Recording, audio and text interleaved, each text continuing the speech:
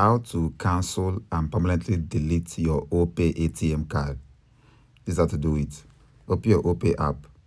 Navigate to cards at the bottom. Now click on physical card since we are dealing with physical card. Click on card settings.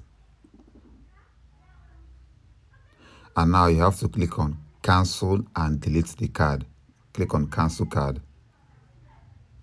From here, you can see that it says card cancellation can't be undone. Please be careful. This means that if you cancel this card, you will need to get a new card. This one won't work anymore. So click on I understand that canceling card cannot be recovered. Click on I understand and click on next. It's going to ask you for your payment PIN or your face verification. After that, your card will be cancelled and deleted permanently. So that's how you cancel and delete your OPay card.